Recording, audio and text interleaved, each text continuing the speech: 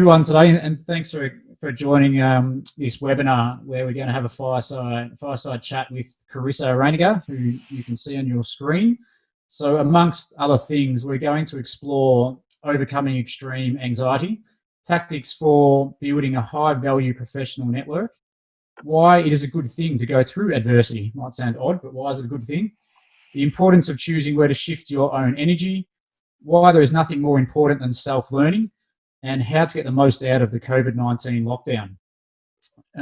I'm Jared Holland, and I'm the co-founder of Outcome.Life, and I'm joined by my business partner, Dominic Saporito, who you can see there, who's telling me this morning he's actually loving lockdown. I love it. Might talk a bit further with you, Dom. Outcome.Life was founded in 2015 with the grand mission of helping international students get career-related jobs. And we do this through running networking events, facilitating high-quality internships, running industry-based projects, and also running startup accelerators for international students, for any that do want to start a business. On the webinar, if you do want to ask a question, you'll see there's a little chat box or a little raise hand thing down the bottom of your screen. Please post your questions in the chat, and we'll be moderating as we go through. You'll see Steph is up there. Steph is behind the decks. She's always wanted to be a DJ, so this is Steph operating all the machinery in the back end. And I'd also like to introduce Study New South Wales. So today's webinar is brought to you by Study New South Wales. And as I'm sure most people are aware, everyone working in local, state and federal government has been absolutely working around the clock. I think everyone's pretty exhausted, but we're seeing all the great work that governments in Australia and around the world are doing in helping us through this pandemic. So we're grateful that Nuala Myrick-Baccaro has been able to take some time out today to be with us. And I'll now hand it over to Nuala to provide some more background on Study New South Wales. Thanks, Jared. Hi, everyone. It's great to be part of this, and Study New South Wales is really proud to be partnering with Outcome.Life on these series of seminars. I'm sure that you'll gain a lot. I'm just listening to what this first seminar is about. I'm really looking forward to it myself.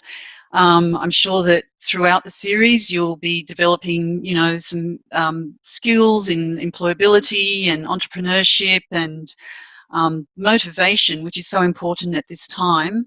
For a lot of you, it's a time of uncertainty, and we're with you on that as well. It's an uncertain time for all of us, and you're facing a lot of challenges, and we understand that.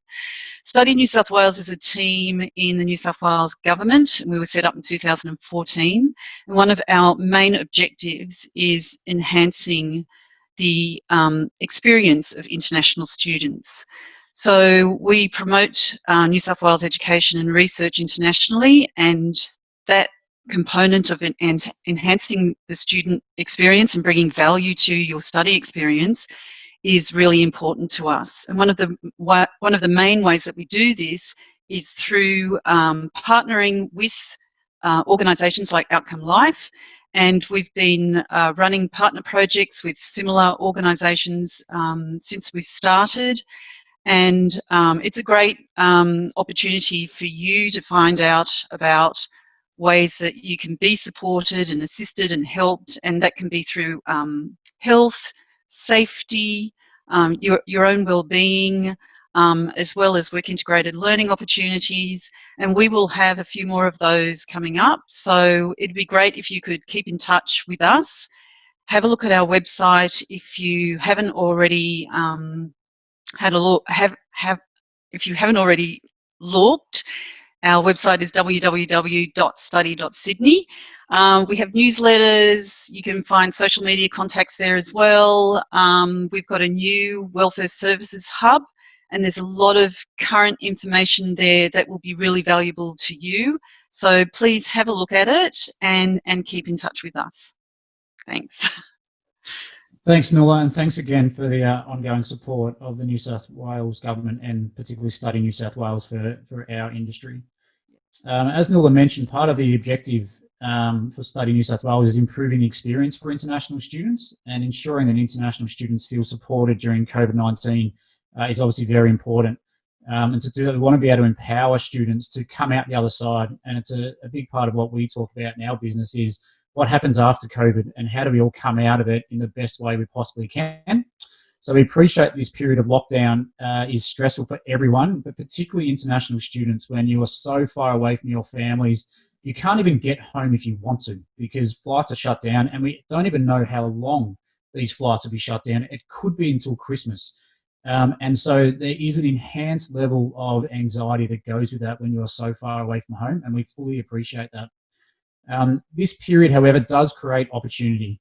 And if you're prepared to adopt a positive attitude, we believe you can really make the most of this situation. And that's all we can do. When life gives you lemons, you make lemonade. And so this is what's happening at the minute. And so we want to try and turn this into the greatest positive that we can. So with that in mind, we're delighted that Carissa Reiniger is able to join us to unpack how adversity can turn into opportunity and how you can make the most of this unprecedented time.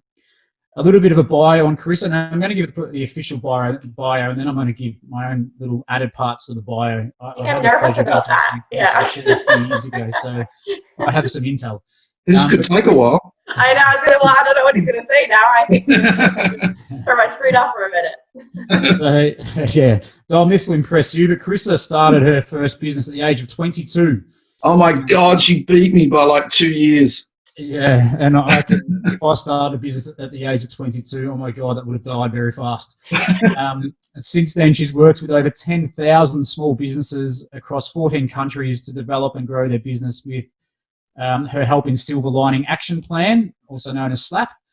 Carissa has also served an advisor, an investor, a board member to numerous companies and not-for-profits. She's written 5 books. Wow, 5.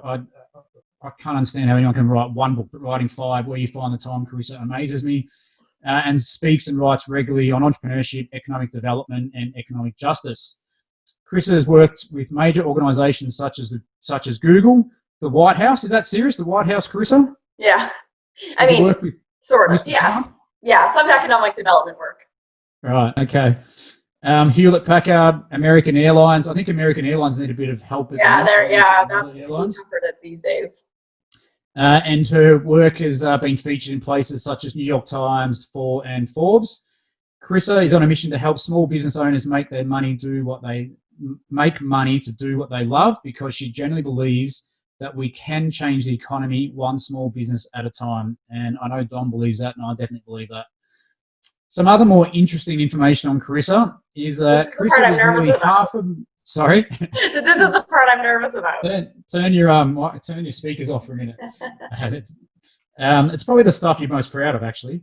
But Carissa, at the age of just 25, was nearly $500,000 US in the hole.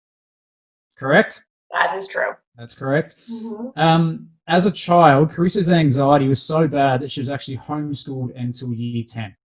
Correct? Mm-hmm. But when you eventually did build up the courage to go to school in year 10, walking home on that first day, you thought, wow, it's actually not that bad. That's true. That is definitely a moment we can talk about today. We can. And finally, this is the one I probably like the most, is Carissa reverse engineered her way into college, and she started in year 10, that reverse engineering process. Yes. Ish. Yeah. Yes. Okay, yes. Yeah, we'll explore that more then. Yeah. So to unpack more of that, to explore more of that. Firstly, Carissa, how are you? COVID-19 is a pretty unique situation for you. You cannot get home to New York. Not that anyone would want to go to New York right now anyway. But how are you feeling, and how's it going for you? Yeah, I'm good. I was saying right before we started that I feel very grateful. I'm aware that my sort of worst case scenario is still best case scenario. It's also true that my family's all in Canada. I can't get to them.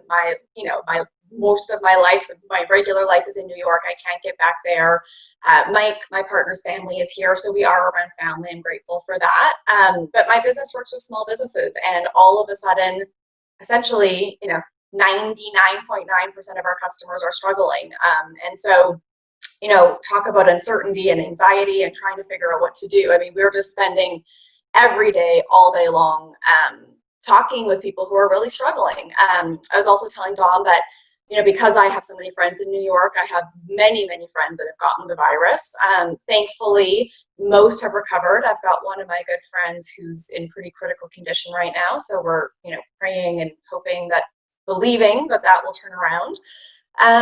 But it's real. And I think that, in the context of motivation, which we will talk a lot about today, acknowledging the fullness and the full range of emotion is really important. One of the things that I've been thinking a lot about, and we've been talking about as a team at my company, is just that I think leadership is going to come in the form of being able to hold complex emotions, right? That it's true that people are going to lose people they love. It's true that they're going to lose money. It's true that there's opportunity in crisis. It's true that there's opportunity to come out stronger. It's true that this is really hard. It's true that it could be really exciting for some people. I mean, it's just, there's so much complexity and so many different versions of how people will experience this that that's what I'm just trying to kind of hold. I'm trying to hold the fullness of all of the emotions and all of the responses that I think are required to handle the complexity of the moment.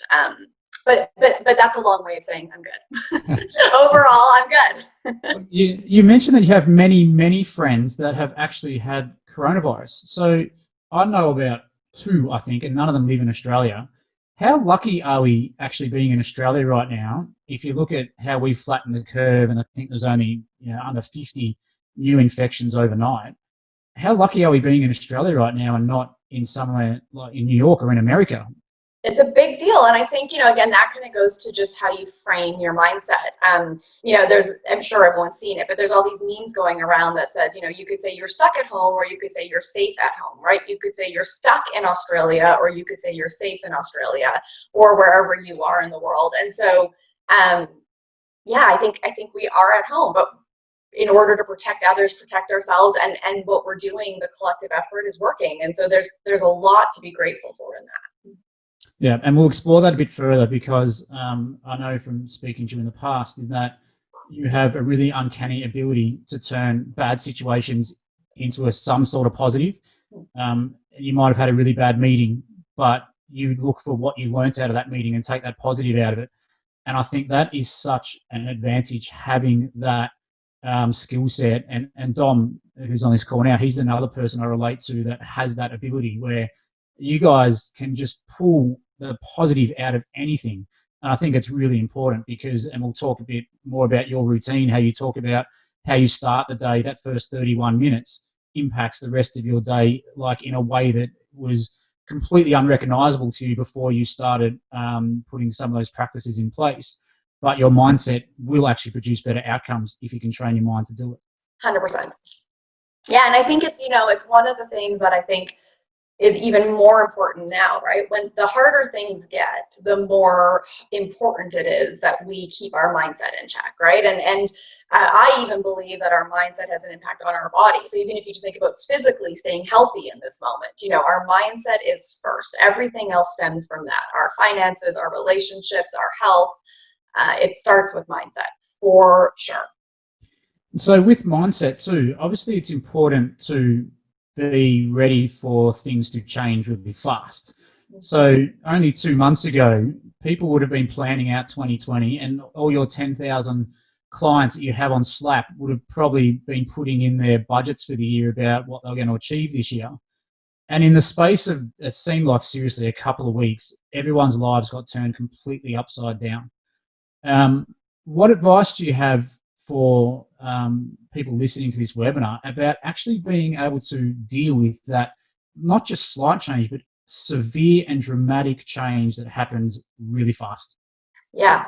I mean, I don't know if I would say I have advice, because I think that I'm trying to figure it out like everyone else. I can share that my experiences so far. So 2 things. One is, I have said for a long time that I think one of the most important qualities in an entrepreneur or anyone who's trying to do anything in life is adaptability. It's not a lot of the other things we talk about, but it's the ability to sort of say, oh, well, that's new information. I guess I need to do this now. Or, oh, well, that didn't work. Okay, time to go try this thing now. And then it goes a little bit, Jared, to what you said about, I do believe that every experience is a good experience. It teaches you something, or it gives you more information that you didn't have before, and then you try something new. So I think that as we think about motivation, I almost would even reframe that to a certain degree to just adaptability, to being able to, I think when we think of motivation, I think we think of just keep going. But I think actually motivation is a lot more complex than that. Motivation is about actually taking time to rest, which we'll talk about. It's about taking time to sort of pause. It's about feeling all your emotions so that you can get back to your best self.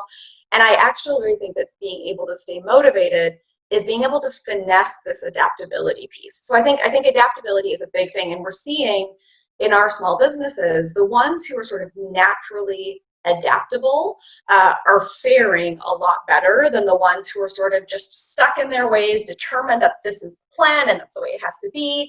And the way that, the plan that we had 2 months ago is not ever going to come back, right? We're not going back to anything. We're going to move forward into something new. And so if you can embrace that, right, and think, I just need to learn how to be adaptable, that's where a lot of it comes from. The other thing that I'm writing a new book right now, and the big theme of it is how, not if. And my belief is that there are two types of people in the world, and I literally listen in conversations when, and I can kind of put people in one of two categories.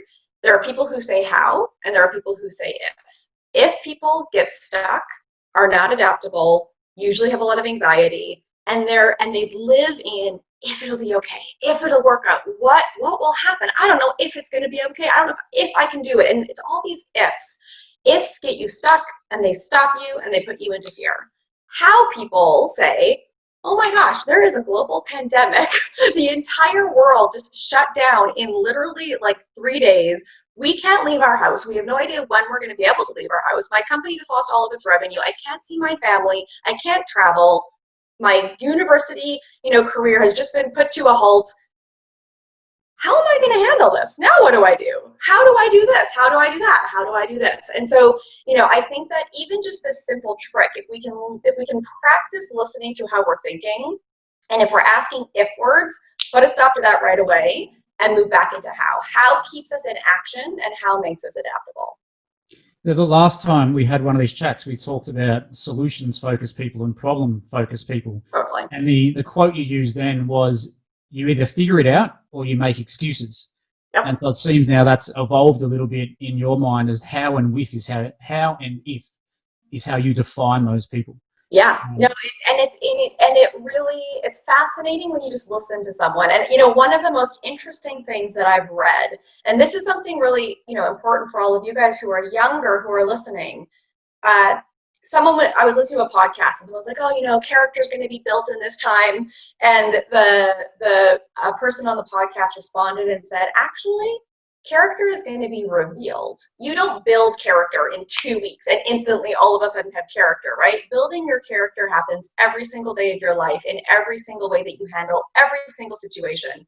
And then when the pressure is really on, character is revealed, right? All the work that you've done to become the person that you are gets revealed in these pressure cooker situations. And so, the thing I've been trying to ask myself, and I would challenge other people to ask, is, okay, well, where is the situation revealing parts of my character I could be really proud of, right? Which is the culmination of, decades, in my case, of work and effort and therapy and personal development and failure and getting back up and changing my mind and, all of that. And then where actually does my character have some room to grow, right? Where am I not responding the way that I would want to, or where am I, responding in a way that's not ideal? And what is that my lesson for how I can make myself better?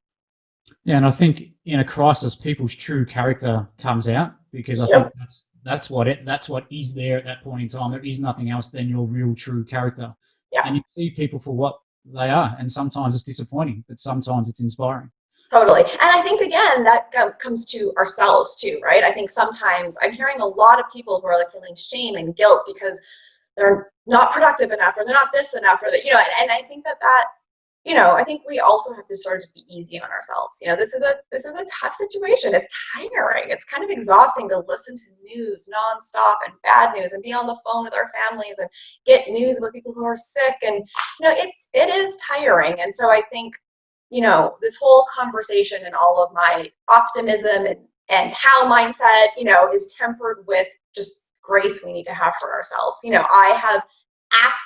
one of the most, over ambitious human beings I know. And I've also spent at least 3 days of the last 2.5 weeks on a couch watching Netflix because I was tired and I was burnt out and I just needed to like, take a break for a minute from my brain. And so I think, holding that grace for the fact that even if we're positive, even if we're resilient, even if we're adaptable, you still feel it because there's a lot of people hurting in the world, and so you feel that. Which series did you binge watch? Oh, it's terrible. I have been watching bad TV. I am not proud of myself. This is probably where I need to work on my character. One show that was amazing, actually, I watched Unorthodox on Netflix. Yeah, I thought that was great. I really enjoyed that. I'm at the very beginning of Killing Eve. Enjoyable. McMillions. It's the story. It's like a 6-part series about the McDonald's monopoly scandal. Very fascinating. And then I watched something else that I can't even remember the name of because it was so bad. But I watched all 22 episodes. I'm actually glad you took a few days out just to sit there and binge on Netflix. So I'm glad you took the time. You mentioned the media before. So just quickly, do you make a point to try to not watch the mainstream news because of how, if I look back 5 weeks ago, the data that was being reported about how many people were going to die in Australia was 100,000 was one of the reports. They would do sensitivity testing and then they'd report on the news the worst case scenario and not the middle case or not even talk about the best case. They would only report on the worst case scenario, which 100,000 Australians were going to die. That was the point I turned off mainstream media and said, I'm not going to bother anymore. Yeah. Do you follow a similar thing, or what's your advice around? Yeah, no news. I do not. I read. I find that it's interesting to read international news actually because you get a different perspective. So every morning I'll read a New York Times briefing that I get in my inbox, which you can get for free. I read CBC, which is the Canadian version of sort of like a briefing. I read BBC, which usually has a good point of view on sort of Europe. So I'll read 3 or 4 daily briefings that just give me a global perspective that I think are reasonably objective news outlets. I will then later in the day, when I take a break, I get my news from Stephen Colbert, Jimmy Fallon, Trevor Noah, and Seth Rogers. I know, what is it? Seth, what's his name? I can't remember his name right now. Who are, of course, very reliable sources of the news, but then you can at least have a moment to laugh about it. And that's it. The other person that I've actually been really amazed by, a lesson in leadership in this moment, is the governor of New York State. I don't know if that story has reached Australia and all of you guys yet, but Andrew Cuomo, it's really interesting. Character is revealed. He's a controversial figure in New York. He's not someone that everyone just loves, 100% of the time. But he's done an incredible job leading New York through the pandemic. And he does a daily press conference every single day where he has a little, dad-like PowerPoint, and he shows us the stats of what's happening, and he answers questions, and he's really honest. And so I watch that every day because I just find that is actually really fact-based and helpful. And it's, it's my hometown. So I want to know what's going on there. Yeah, great. And I think the lesson there is that find your bits of information or intel that you like and subscribe to it. A lot of business leaders that I meet have got their daily feeds that they get and they've filtered them out over time, and they've got the ones that they trust, they can rely on, that they find interesting, and that's how they get their insights. And so for younger people out there, I think my advice around that is subscribe to a few different ones that you think you might like. Over time, you'll end up unsubscribing to ones that start to annoy you, but you'll eventually get into your groove of the feeds that you want hitting your inbox every morning. And that's how a lot of business leaders digest their information. And Jared, can I add one thing to that, which is that if I think about sort of my news consumption in a day, it is less than 40 minutes. It's not, and then the rest of the time I'm talking to family on Zoom, I'm talking to friends, I'm doing e-dates, and I'm working, or I'm relaxing, I'm reading a novel, or I'm doing something to sort of like not think.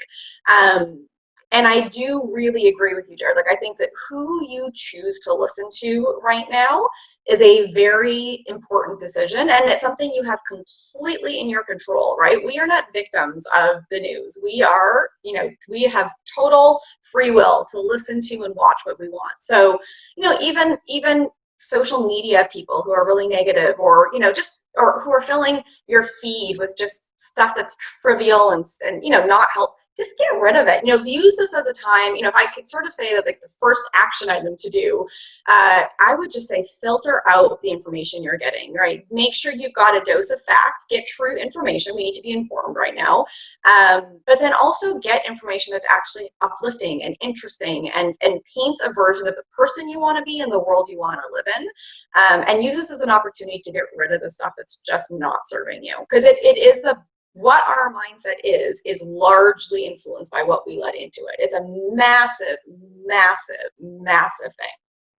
Yeah, the age-old saying, you're the average of the 5 people you see the most, but equally who you listen to in the broader community has that impact as well. Totally. You mentioned control then, Carissa. So having a business, there is an enormous amount of uncertainty in your life, I think more so than doing anything else. But I know that for you to deal with that uncertainty, you have made sure that you looked at the things you could control and made sure that you had full control of those things. And then in doing that, you're able to accept that everything else is uncertain. And so when things happen out of your control, it's okay, you can deal with it. But you put a very concerted effort into making sure that some things in your life were under full control. Can we explore that a bit further? Yeah, we can. And I would also say, it's interesting. So our business is essentially, for all intents and purposes, in crisis mode, right? 100% of our customers have no revenue, and which means they can't pay us. So that means that I had one of two choices to make, right? One choice would be to contract into fear, fire all my staff, assume that, I need to protect my cash, go into conservation mode and freak out. The other option was to say, okay, I started this company actually to help small businesses. I started this company for exactly a moment like this. These people need help more than ever. And so I can rise to the demand of this moment. I can figure it out. I can ask how, not if, and I can keep my staff employed and I can keep supporting my customers even if they can't pay us, and we will just figure out how to get through this together. And I obviously took the second choice, but I think for me, what I really realized is that wasn't that hard of a decision, because it actually came down to to a values thing for me, right? I didn't sit there contemplating my P&L or contemplating the logistics. I sat there and said, who do I want to be right now? How do I want to contribute to the world? How do I want to show up for other people? And when I asked those questions, there was no option but to dive deeper in and figure it out, and you start to kind of get creative and ask how. So for me, what I can control is what my values are and how I act on them in this moment. I can control how I spend my time. I can control how I use whatever influence or resources that I have, big or small. I can control how I show up for the people I care about most. I can't control what the economy is going to do. I can't control how long the virus is going to last. I can't control how long lockdowns are going to go. I can't control when I get to go back to New York or stay here. I can't control how many of my friends get sick. I can't control any of those things. All I can do is keep showing up no matter what happens as the version of myself that I want to be in this moment. And again, I think we're spending a lot of our energy in the world right now talking about logistics, and I think more of it is actually about values. Who are we and who do we want to be in this moment? And when you're clear about that, the actions, like the logistics, kind of become pretty straightforward, right? It wasn't confusing what our COVID response plan should be, because it was from a values point of view, and then we implemented against that. So that's what I want people to think about. And we keep saying that to our small businesses, yeah, our revenue's gone, your revenue's gone, the world, we have no idea. We cannot plan logistically. So let's just keep waking up every day and show up as the versions of ourselves that we want to be, and keep getting creative. Carissa, quick one from me. Have you been surprised by who's stepped up in the moment from your business and who hasn't? I had an idea in my mind who would step up in our business, and a couple of those people really did. First one's on the phone, how can I help? But then I was even more surprised by some people that I thought would, but then didn't. And it's quite defining. How have you found that? Yeah, I think you're right. I think going back to what we said before, right? Character is revealed in a moment like this. And it is really interesting how, yes, it's very interesting how people respond. Yes. Yeah. And listen, I think I don't know that I'm getting disappointed by anyone, but I'm certainly aware. I'm certainly watching. I'm very aware. And I think we are just, there's a lot of opportunity for truth coming out, right? And you know, that's happening at all levels, right? Inside of our companies, inside of our friend circles, at, you know, political levels, all around the world. So I am using it as a moment of awareness. And I think I haven't had enough time to process what all that means yet, or what that means long term. But I have an incredible amount of respect and a very special place in my heart for the people who are using this to help others, stepping in, living their values. And what I certainly know for myself is those are people that I will hold more dearly when we come out of this and do more business with, and, you know, be in deeper collaboration with, for sure. Because although this is, you know, the word unprecedented, I think I've heard it about 87 times so far in the news, but this will happen again. Like today it's COVID-19, tomorrow it'll be COVID-20. And so this will happen again. And, you know, past behaviour, best indicator of future behaviour. I think we should all be putting plans in place now for when this does happen again, to make sure that we ride, you know, we get through it a lot better than we are this time, because we're learning so much. I think that's right. And again, I think that there's this really healthy mix of sort of optimism and reality, right? And I always say I try to be, I think I'm mostly a realist, and I'm definitely an optimist. And my optimistic self wants us to get through this, right? Get to a better version where, you know, the intensity of it decreases. But the realist in me agrees with you. We're going to come through this again. So let's not rush. Let's not rush to reopen. Let's not rush to, rip the Band-Aid off and say, well, that was, you know, we got a little scab. Uh-oh, everything's fine. You know, we're exposing really fascinating issues in the world right now, right? We're, you know, even us being locked down for a month, like the pollution, what the impact has been on the environment, as an example, has been so positive and so dramatic in such a short time. We're seeing, we cannot, you know, ignore the injustice around race and religion and location that this virus is exposing. We cannot ignore how actually weak our economy is, and that, you know, it can essentially be shut down this quickly. We can't ignore the number of small businesses that weren't technology savvy and therefore, you know, couldn't respond fast enough. So there's all these things that I think we're learning that are really interesting. And so I actually don't want us to rush through it. I think that if we learn from it, the world can be better than it was before this. I think that is a possibility. It's a big, you know, there's a lot of factors that will have to go into making that true. But I agree, there's a lot that we can prepare. We can get better. We can come out of this better equipped for whatever the next thing is.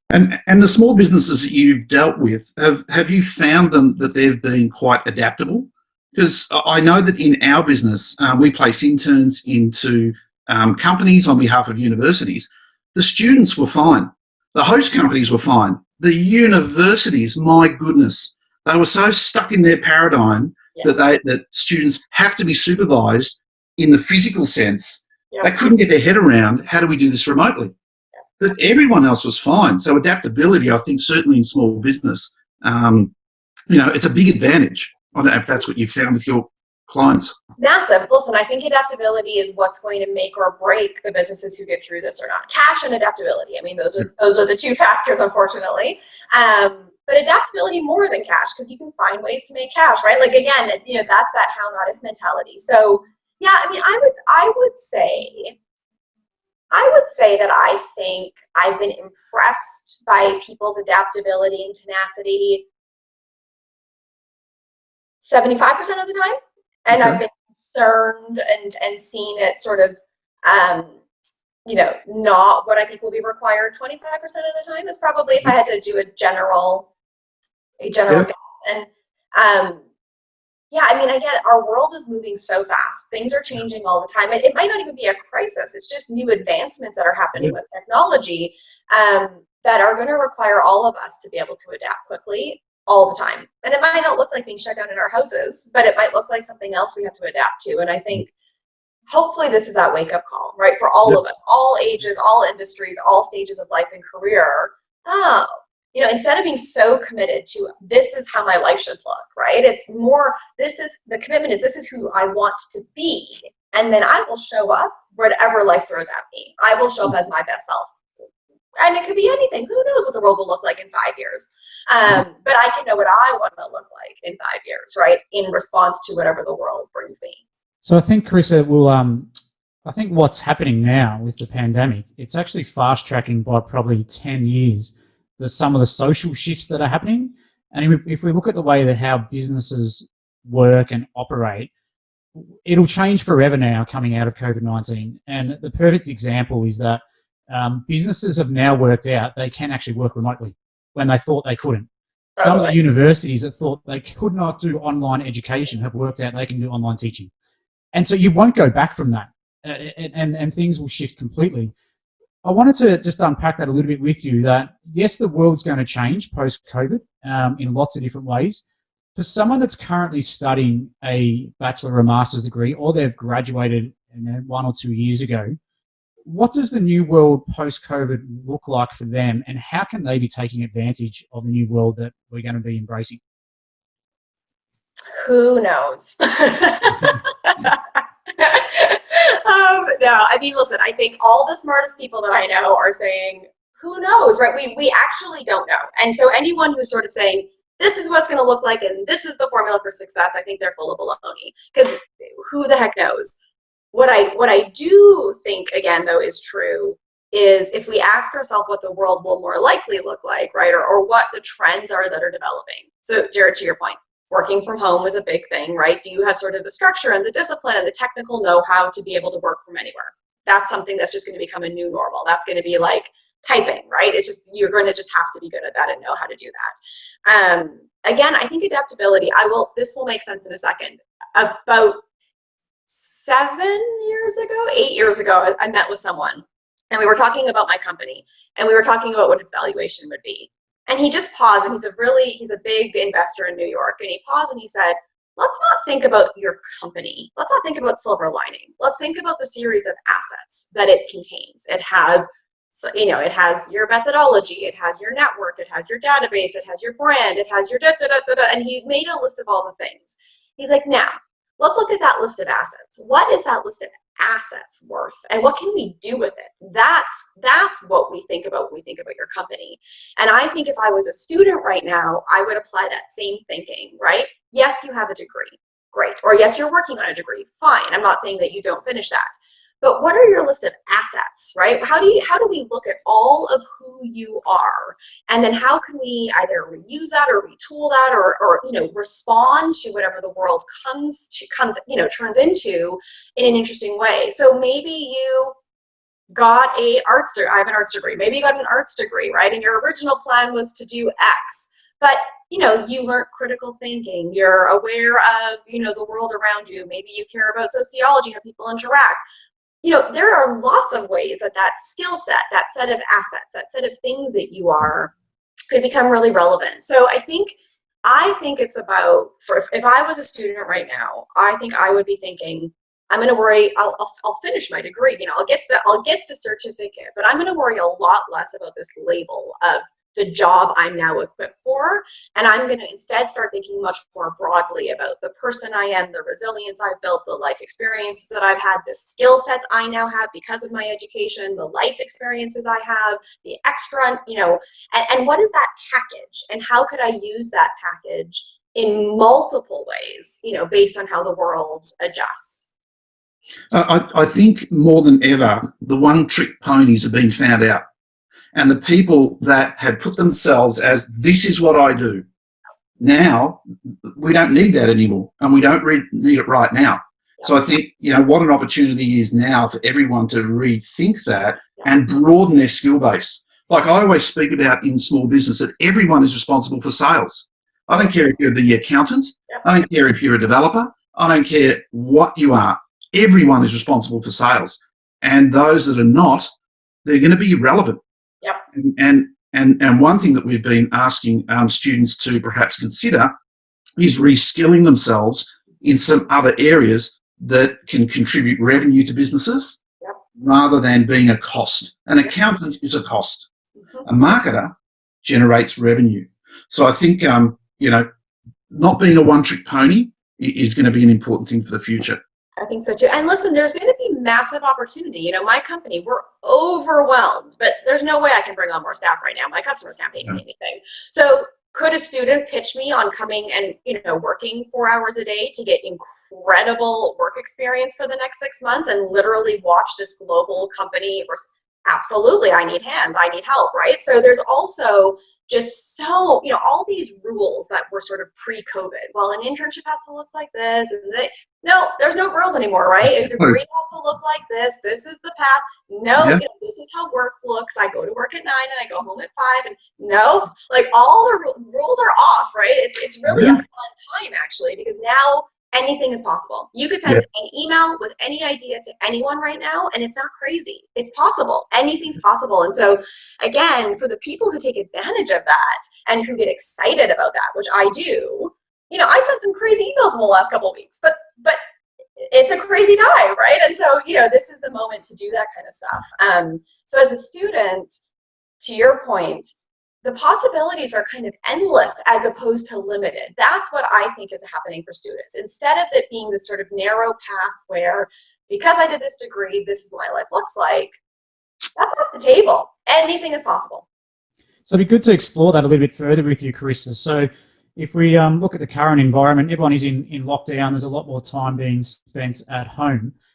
What advice do you have for particularly international students? There's two things I want to dig a bit deeper in. One is establishing a routine whilst at home. So I know that in the first couple of weeks since when we shifted to remote, there's a few personal conversations happening with team members about how everyone was coping. And I know myself, after the second week, I was going stir crazy. But it was really important to actually establish some sort of routine. For me, it was getting up early and going for a walk. Because the days disappear really, really fast. So I want to explore that with you about the importance of a routine and how you can actually have a routine when we're pretty much stuck at home. And the second one is on the complex capabilities that you referred to before. We talk about a lot where the technical skills are probably easier skills to go and learn. It's actually really difficult, or can be difficult, to be taught the complex capabilities that businesses want. Adaptability is one of them. What can students and graduates be doing to actually learn and hone those skills, particularly during this time where people are going to have downtime? Yep. Yeah, it's great questions. So the routine one is interesting. I have a lot of sympathy for people who are struggling with routine because like many of you who are international students, I'm trying to be awake enough hours that I can keep in touch with my family in Canada.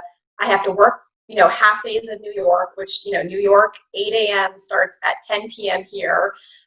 So my schedule is wackadoo right now, but I can still find routine within it. So my schedule and my routine is that, I start work at 9 p.m. at night. I do an hour of sort of getting updated, answering emails. I sort of start my day at 9 p.m.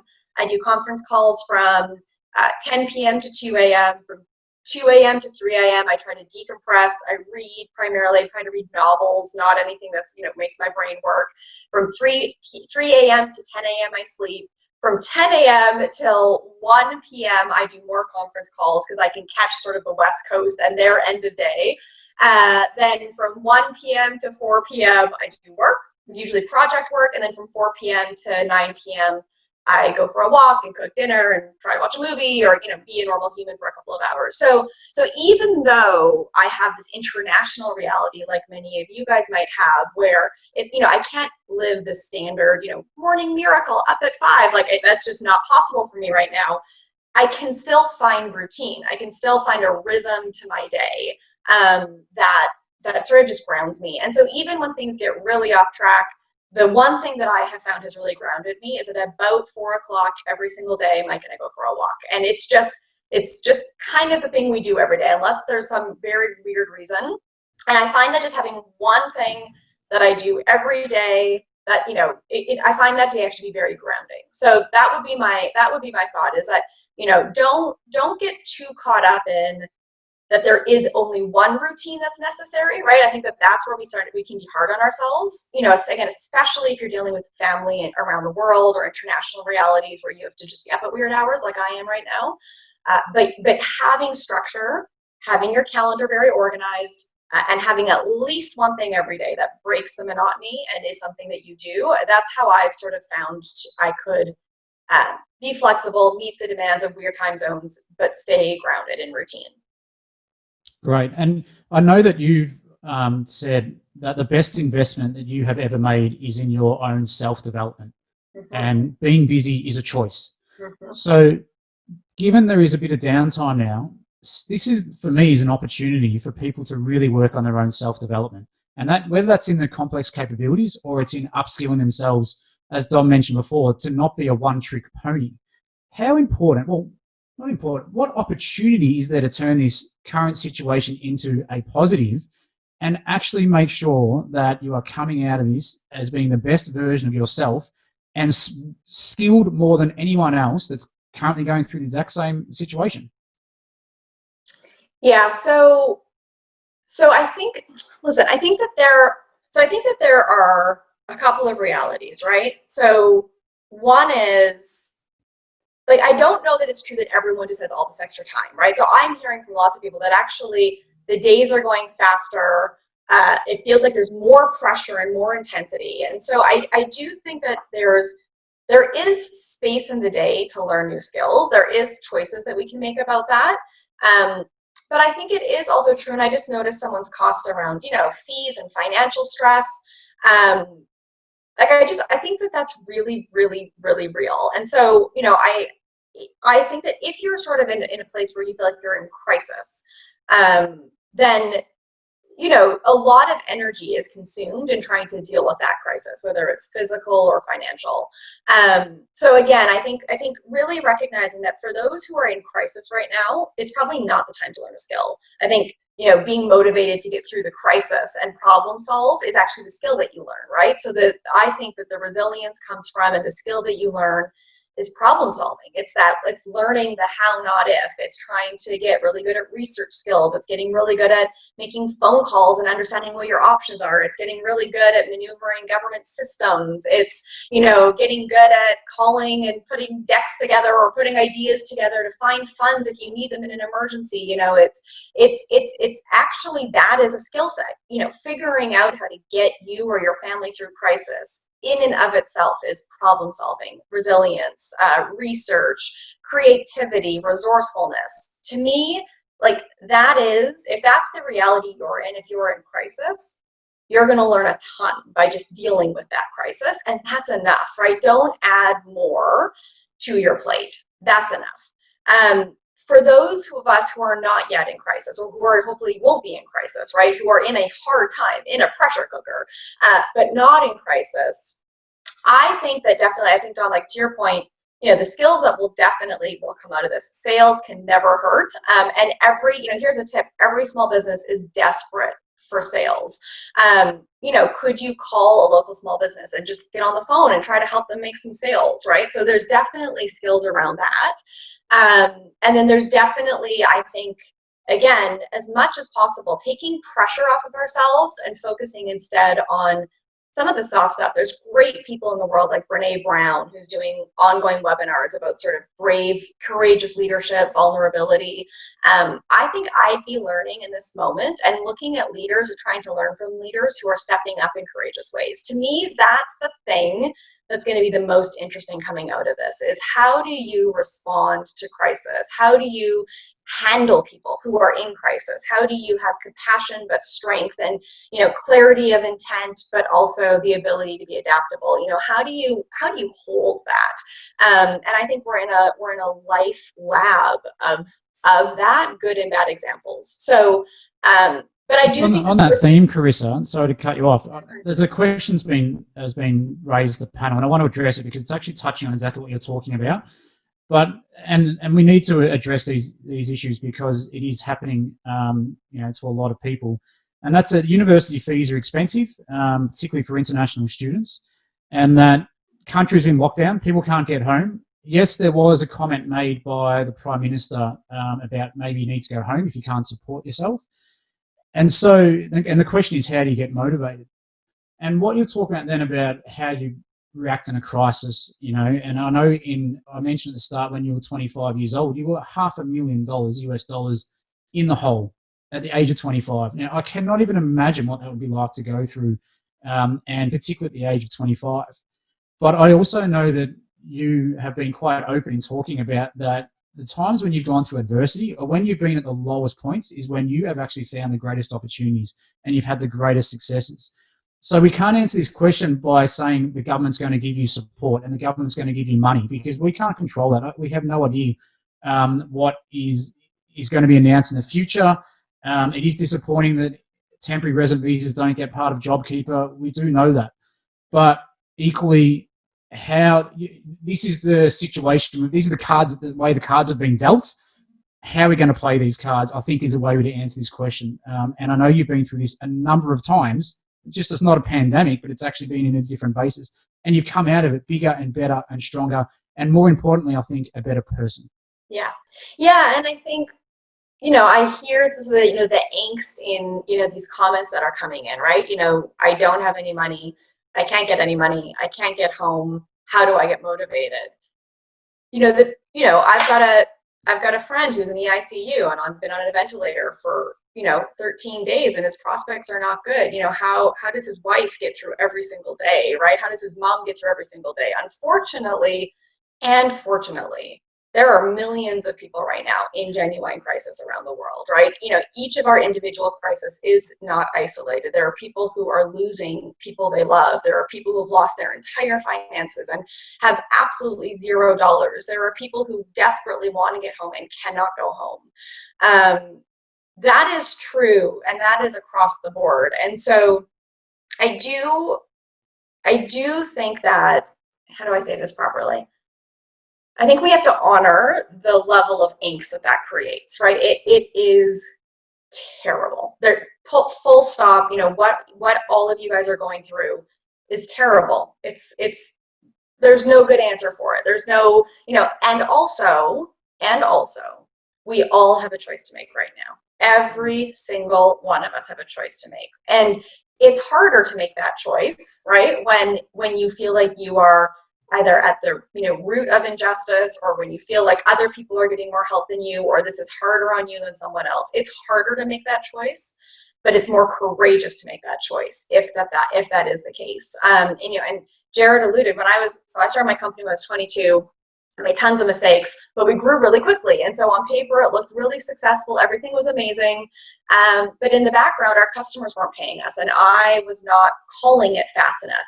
I was young and overly optimistic and not being realistic. And essentially, we had to write off, we had $100,000 of real debt, of just debt that we had incurred, which we probably could have handled. But then we had to write off almost $400,000 in invoices of our customers not paying us. And I had $500,000 of debt at 25. And people were mad at me, and I was missing mortgage payments. I was literally, there were multiple days where I had $0 in my bank, no food. Literally. And so I really understand the stress of that financial pressure. And every single day I had a choice to sort of succumb to it and feel bad for myself and think, oh, this is a disaster. I can't believe those small businesses didn't pay me. I can't, I could divert blame on the people that I felt had contributed to my moment that I was in. But I really didn't do that once. I've never blamed those small businesses. I've never even thought about it, to be honest. All I thought about was, all right, I have no money right now. How do I eat today? That's my first move. How do I find enough money that I can get it in cash so that I can, make it for the next 4 weeks? And then that buys me 4 weeks to try and come up with a better plan. And that hole took me, almost 10 years to get out of. It took me a long time to pay off that final amount of money and really be well and truly done with it. So there's no quick answers. And I think that's the thing is, can we acknowledge the crisis? Absolutely. Can you acknowledge, the angst and the crappy situation you're in? Absolutely. And then, right? Let's live in those two things. And then we have to make a choice. We have to make a choice to not get into victim mode, but to ask how, not if, and to start solving problems. Because the reason I feel like I'm okay right now in COVID is because I chose how, not if for so many days, for so many years in other parts of my life, so that I could get to a point that's really hard and be okay. So you guys are young and you have so much time ahead of you, and you have the space for things to go wrong and mistakes to be had and things to be terrible and for you to bounce back. And I don't want to take away from the reality you're in at all, because I hear you. I think it's really terrible. And there is always a solution. There is always a way. You know, and every single one of us has a choice right now. Every single one of us has a choice. Every single minute, every single day, we can make a choice. Yeah. One thing, though, is that I think the first step is to realise it's not going to return back to what it was like 2 months ago anytime soon, if ever. Yeah. So the question, I respect the question that was posed about, you know, we understand that, but that was the world before. That's not the world now. So whinging and bitching and moaning and complaining about it and saying that, you know, I paid all this entitled thing that things should be better because I've already paid my dues, that doesn't cut it anymore. And so now it's about, it's like that book, Who Moved the Cheese? Probably my favourite book of all time. You know, the world, it's a new world now. To have expectations that's going to be like it was before, forget it. It's not going to happen. So we have to stop ourselves, although it's hard, stop ourselves trying to get back there and think, what's it going to look like in the future? And that's where we've got to move forward to. And come up with strategies, surround yourself with people that is going to help you move forward, not to try and make you go back. And so that's how I see it. Dom, I think you raised a good point there, Dom, where Carissa, you also said everyone has a choice right now. And to use one of your quotes again, we are all dealt a set of cards. It's about how we play them. Right now, everyone has a choice. So you can choose to talk to people and chat to people online or on the phone who are going to be negative about this situation, or you can go and find positive people and start talking to them. And I think you'd both agree that finding those groups of people who are, if you use if and how, find those group of people that are focused on the how, I think is the most important thing, the most important choice you can make to come out of this on top. And Jared, there's a question that just popped up. How do we plan doing internships now? It's interesting. At 3 p.m, I've got a conversation with this lovely young lady who got in touch with me to say that I want to go and help a company in crisis because I know I can help and learn at the same time, and that's the internship I want to do. And so at 3 o'clock today, we're going to talk about, you know, what she can do for what type of company, because she just wants to help. And out of that, she's going to learn heaps. And who knows, out of that, she might be offered a job at the end because she was the one who put her hand up in a moment of crisis and said, I want to help this type of company, whether it's in fashion or whether it's in retail or like, in a way, she said to me, give me the company in the worst situation. That's the one I want to help. Amazing. And that's someone that you're going to remember. And that's someone that you want to surround yourself with in the future. So I look forward to that chat with her at 3 o'clock today. Yeah, Carissa's that's amazing. just lost all the revenue, so I'm tipping she might put her hand up to take. Yeah, I was going to say, I have revenue, so I'm open. Yeah. Yeah. Well, it's amazing because you know, I'm trying to catch up, and again, it's who pops their head up now to help you. And I've had totally different conversations with people that I haven't spoken to in years over the last few days. And they're the ones that have reached out and said, Dom, are you okay? Any way I can help? And so they're the ones that now I'm going to go and say, hey, look, this terrific young lady, super smart, very brave because she's an international student with these great skills. How about she comes and helps you out for a little bit of time?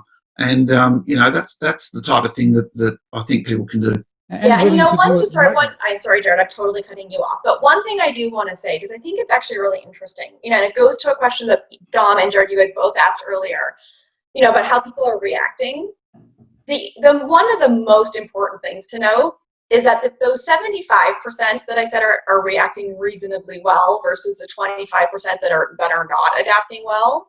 There's no correlation that to essentially the degree of crisis that they're in, right? So it's not that the 75% that are acting well are richer or happier or safer or in less crisis. And the 25% that are not adapting well are in, the worst shape. That is not the case. In fact, many of the people in the 25% are actually okay, right? They probably have enough cash in the bank to get them through the next 3 to 6 months. They've got a safety net, and a lot of the people that I talk to, just to give all you students perspective, I mean, imagine you're 45 and you've spent 20 years building a business, and in the course of 3 weeks, your life's work is gone. You have no money to pay your bills. You have no money to feed your family. Your business is shut down with no hope of reopening. I mean, those are the conversations I am on all day long. And so your financial reality is very real. It's also real for so many other people and so many other categories of,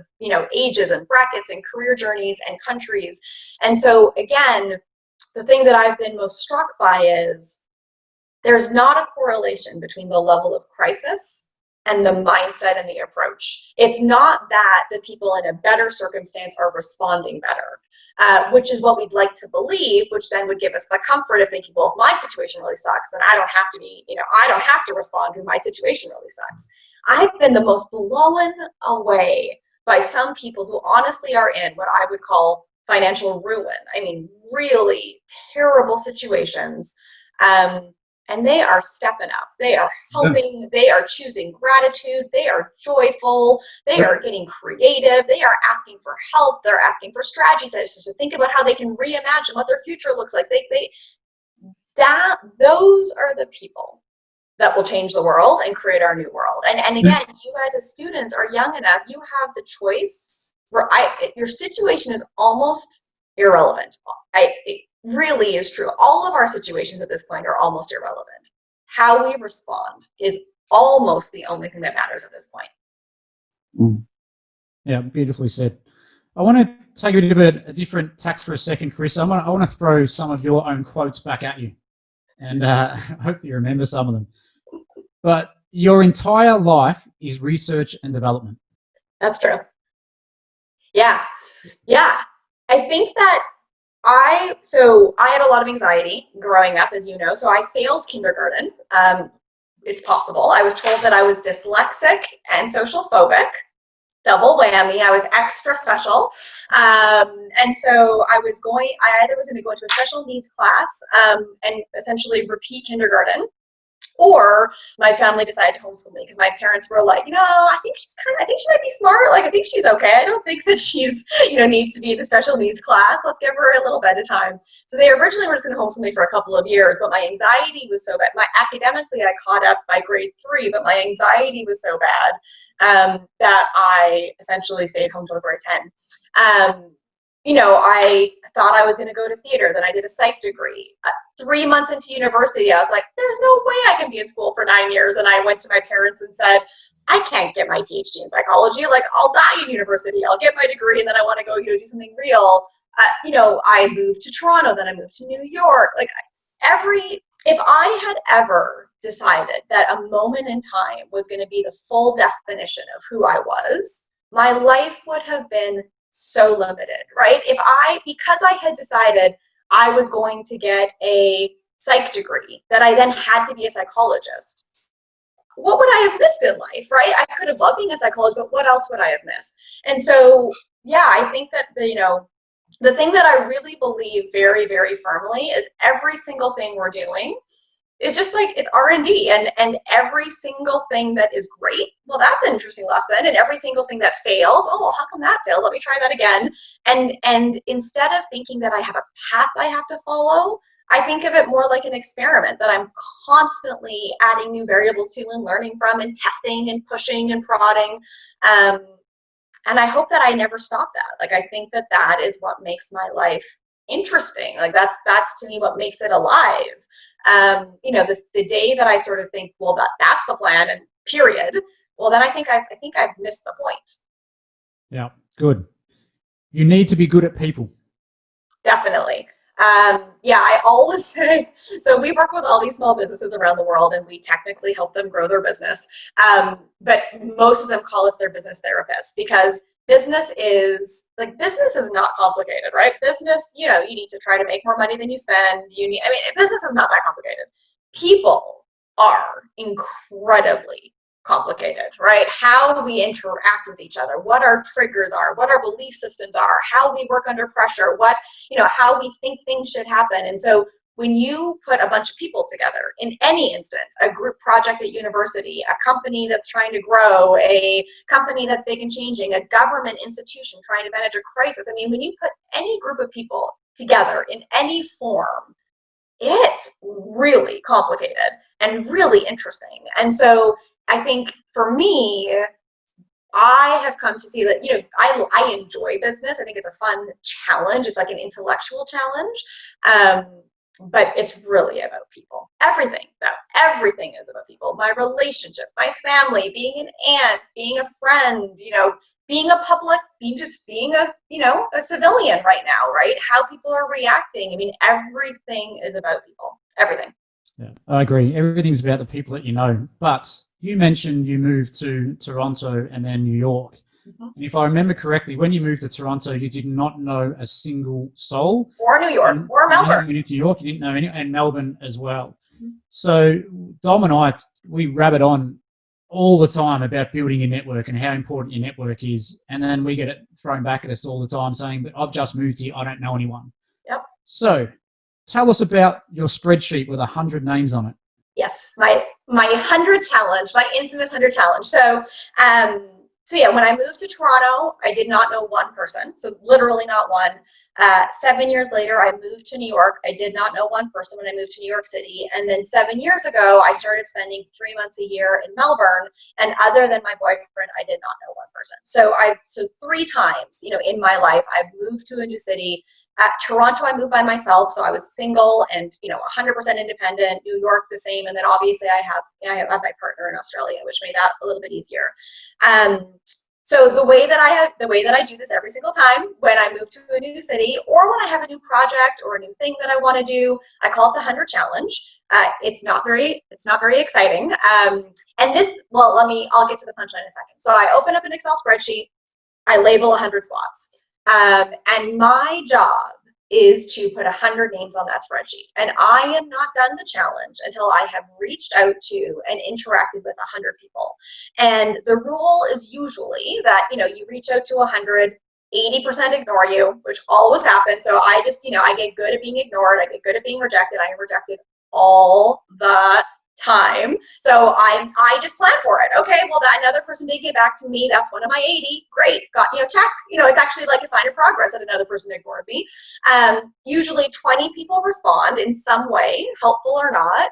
Usually out of those 20, I can find like 10 meaningful connections. And then usually out of those 10, I find 3, whatever it is I'm looking for, 3 new friends, 3 new business deals, 3 new opportunities, 3 new jobs. So when I moved to Toronto, I just did it to find friends. Literally, I had no friends. So I thought, okay, I'm gonna go to networking events. I'm just gonna go to anything and everything I can go to meet people that I think are interesting. I'll add to my spreadsheet. I'll do a personal reach out. I was like such a loser. I was literally like, hi, do you want to go for coffee? Like I was literally just trying to make friends. My objective of the 100 challenge was to find three new friends in Toronto. And so I reached out to 100 people, 80% ignored me. I went for 20 friend coffees, and 3 of them actually became my friends.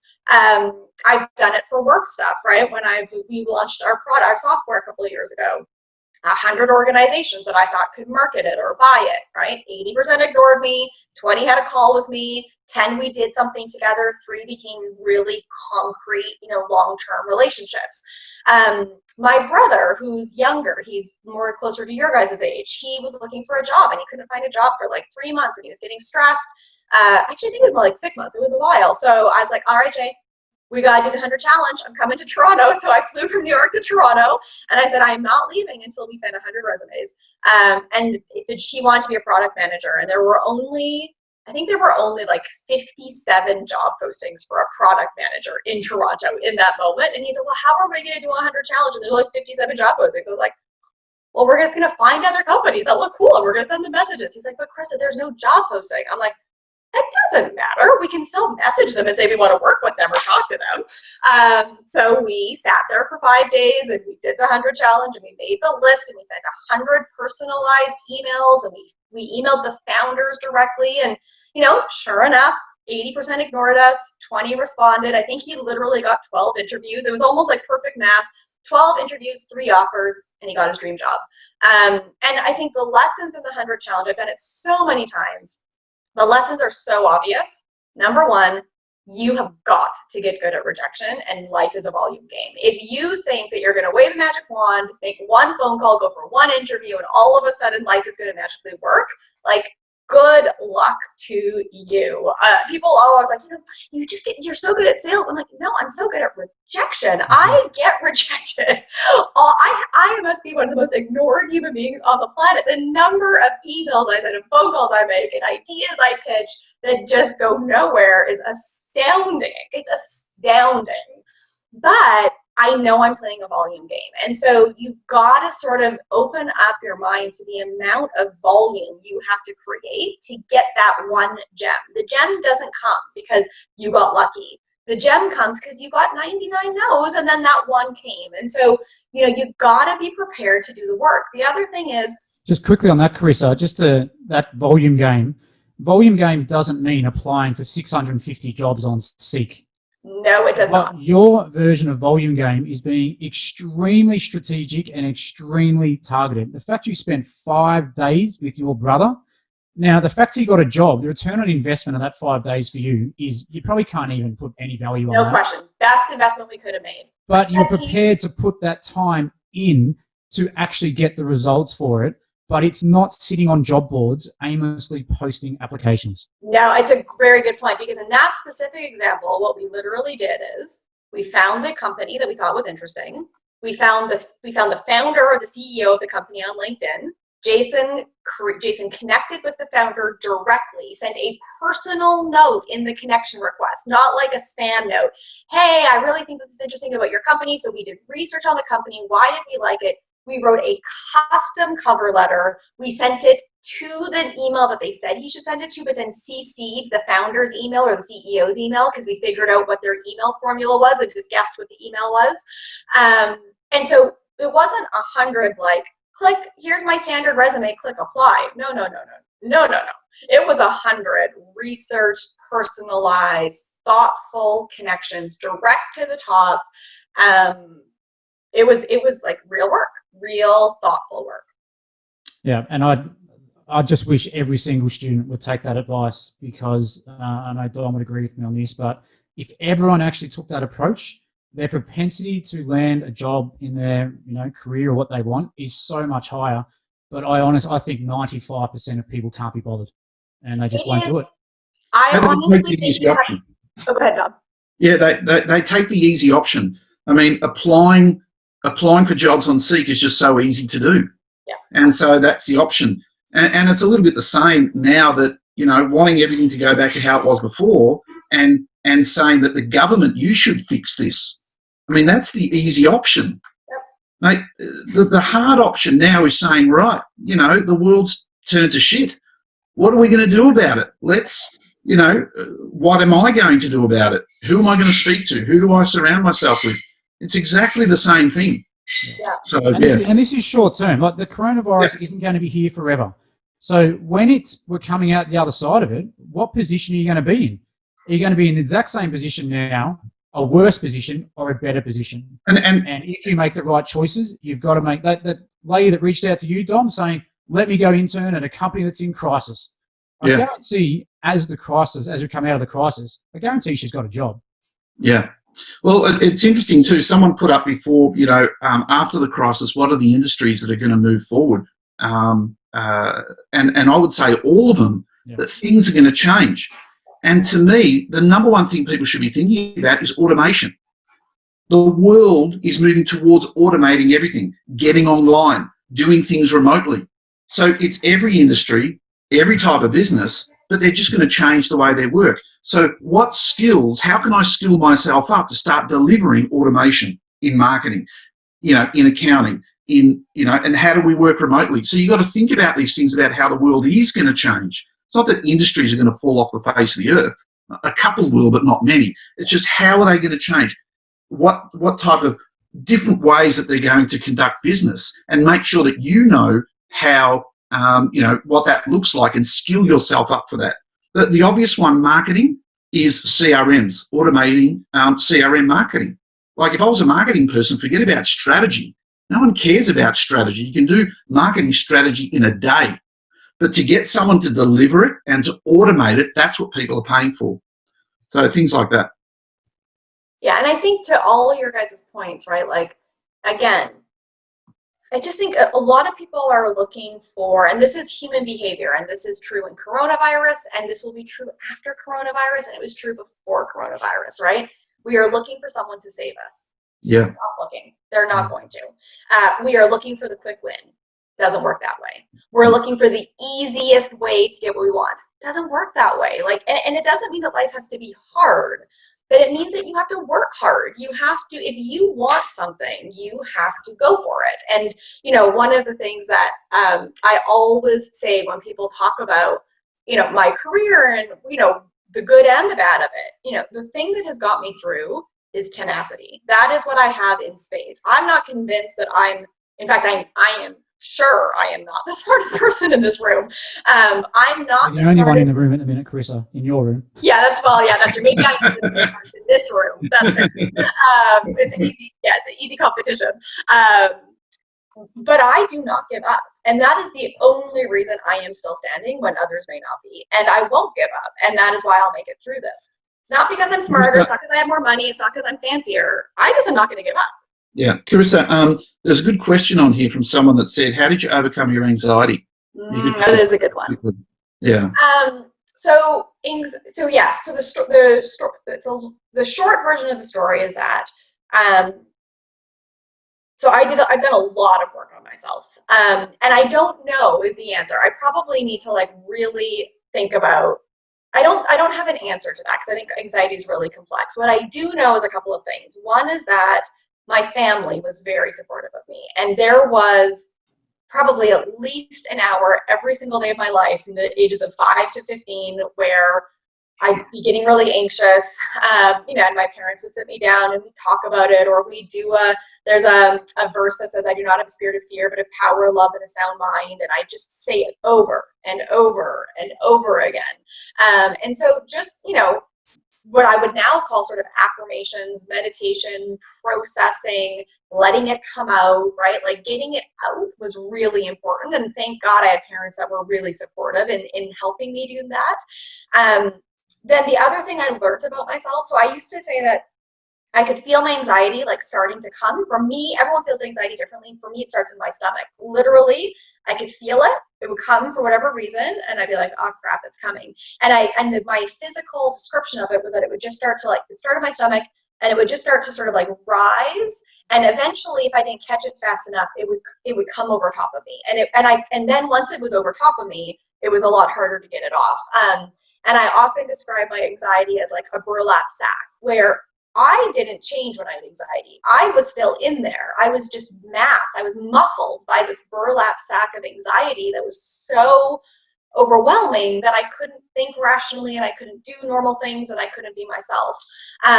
So my family would always say, my immediate family, that I'm no different today than I was when I was 6 because they saw me. But other people who only experienced me with my burlap sack on think, what happened to Carissa Reiniger? How did she go from that person to this person? So I think I've always been the same, but the anxiety was this burlap sack. So I did start to learn, I sort of gamed it where as soon as I felt it coming into my stomach, I learned to trace my anxiety. And so it was a very physical thing for me where as soon as I felt it in my stomach, I would say, oh, okay, that's my trigger. It's coming. And I probably have 5 to 20 minutes, right, before the burlap sack comes on. And if I can stop it before I get to burlap sack level, I'll be okay. If I let it get to the burlap sack, I'm going to be stuck in anxiety for a while. And so I did get kind of good at identifying it and talking myself down, practicing those mantras. So that was a second thing.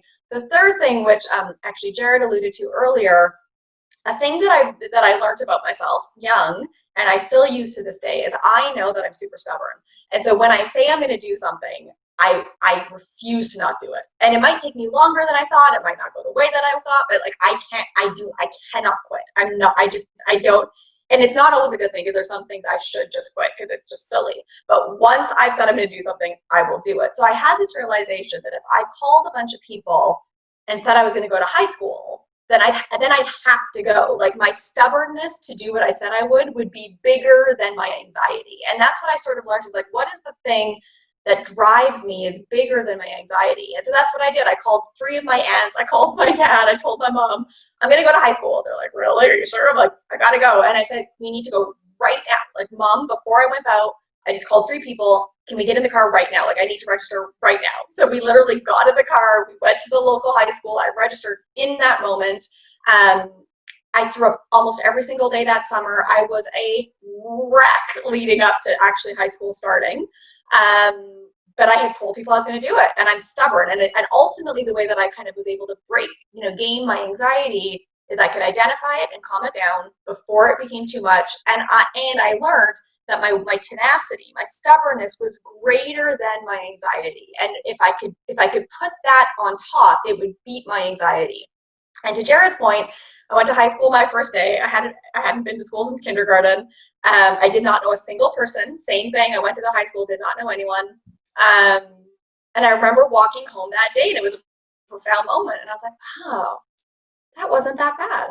And 10 years of so much anxiety about going to school. I mean, it was this massive thing in my brain and in my life. And then I actually did it, and it was fine. It really wasn't that bad. And so, that was sort of like the nail in the coffin of my anxiety, where I realized, number 1, I can manage it. Number 2, my tenacity is bigger than it.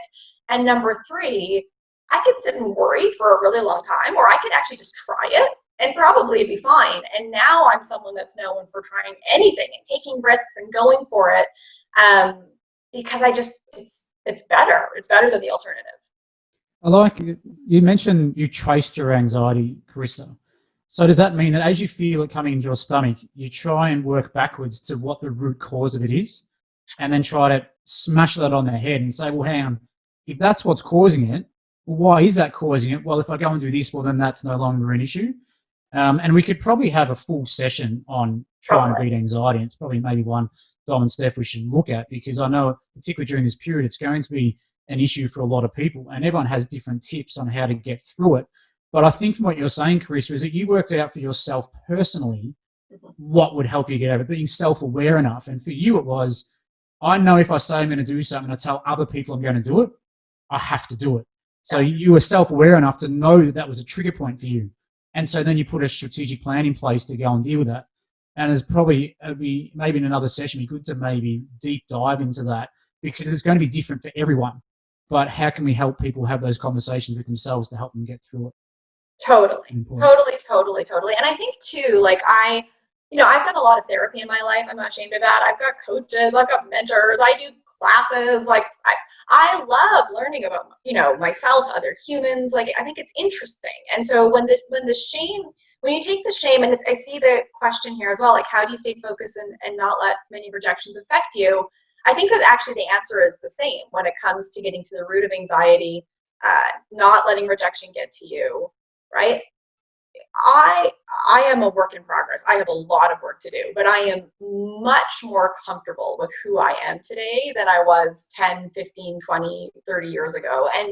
And I don't really care or need everyone to agree with me anymore. I don't really need everyone to think that what I've created is the most amazing thing ever. And so the rejections and the anxiety kind of are sort of connected, right? Like I expect that a lot of people won't need what we do or won't want to buy it, because I think lots of life is about timing and what people are up to. And I think, every human's dealing with their own stuff, like I'm dealing with my stuff. And so I actually have shifted my thinking, which is when you actually find people that you connect with, right?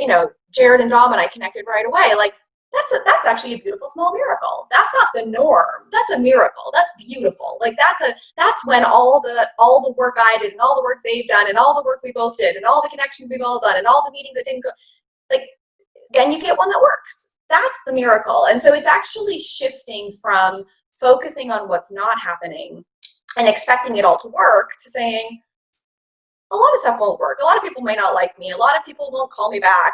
That's life. And then it's actually really celebrating what does work. Like, that's a little miracle. Like, I love that. That's so nice. And that's the fuel that keeps you going, is when you find those little miracles. Yeah, and I think if you can train your mind to not care about what other people think, you're halfway there to winning. Because I think a lot of headspace gets really caught up in worrying about what other people think. And it's not an easy thing to do, but if you can just stop worrying about what people think, you're halfway there to winning. And I think, can I say one thing about that? Sorry, I know I'm always cutting you off and we're at the end, but I just want to say this so badly. I just want to say that I think you stop caring what other people think when you're being true to yourself. I have noticed that I am only anxious, or I only care what other people think if I'm doing something because I think it's what other people want me to do, or it's what I should do. When I'm just doing what I know I'm meant to do on this world, or when I'm being completely true to myself and I'm saying what I really believe and I'm doing what I really think I should be doing, I don't care what anyone else thinks. And so I think part of that is just wisdom that comes from experience and years. But I just think when you're feeling anxious or when you are worried about what other people think, don't look outward. That's this beautiful moment to say, wait a minute, where am I not in alignment? Like, what am I doing that's not authentic? Because my truth has been that when I am coming from an authentic, honest, true place and really doing what I think I'm honestly meant to do in the world, all that other stuff goes away and I just go for it because I know, because I'm so confident this is what I'm supposed to do right now. So let that be a trigger to go inward, not outward. Yeah, and I think when people are being true to themselves, they realize how awesome they are at whatever they're doing that is actually authentic and genuine. And people respond to it. That's the irony. You'll get a better response too, right? It all comes together. So don't worry about what you should do, what other people tell you to do, what people think you should do. Do what you are meant to do. Be who you're meant to be. And that does help calm the anxiety. It does lessen, who cares if you get rejected? They're just not in alignment. Go find the person who is. All of that angst goes out the window. And Jared, this is why I should never do any administration work ever in the business. Because you're not being true to yourself. That's correct. Yeah, there's a long list of things that I'd like to put on that list with you, Dom. I'm not being true to myself right now. I don't really like talking to the couch. Yeah. It's not an excuse to get out of stuff you don't want to do, including your chores at home, Dom.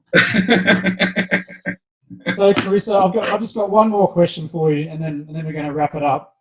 But if these lockdowns were happening when you were in your early 20s, how do you think you would have spent the time? So I can tell you that since this lockdown started, in addition to running, my business, we've done this huge COVID response where we've made our program Pay What You Can.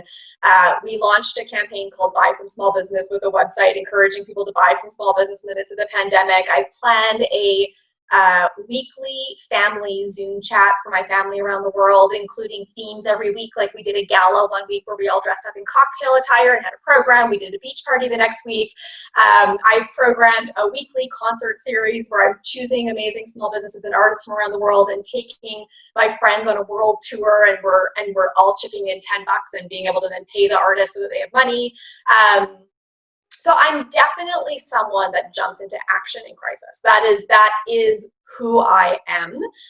And so I imagine my 22-year-old self in university would probably have done almost all the same things. Some sort of a public service campaign that I would have tried to rally public around, things that would keep my family and friends entertained, ways to create income for people who didn't have any.